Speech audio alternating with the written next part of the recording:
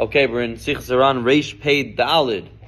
So Rav Nachman speaks about the idea that somebody could be learning, could be davening, and they're davening and learning with Breslov, with energy, with excitement. And what happens?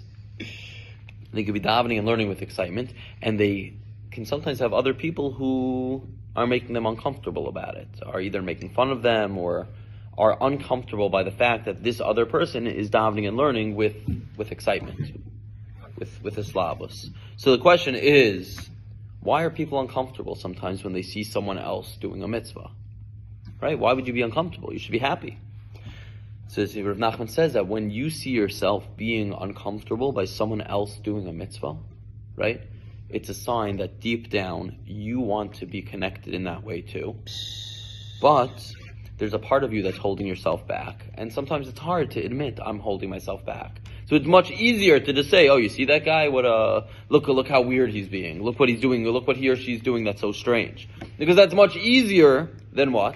Than acknowledging I have a desire to also be in that place. And he says for the person who's on the receiving end of those, let's say someone looking at them funny or saying something to them, right? To the person who's on the receiving end of it, it says to realize that number one, it is a distraction. Rav Nachman gives us some validation. He says, okay, it's a distraction. It's okay. Embrace that it is a distraction. But realize that this distraction is coming from what? From them wanting that too.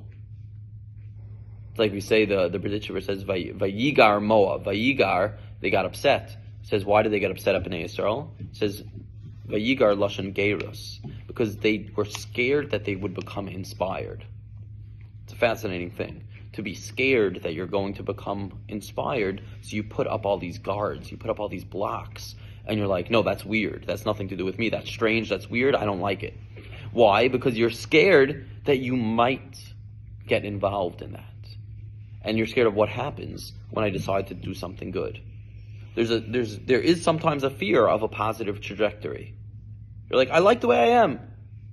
There is a real fear of a positive trajectory. So Hashem should bless us, number one, to not be afraid, to not be fearful of a positive trajectory, to not be afraid of growth.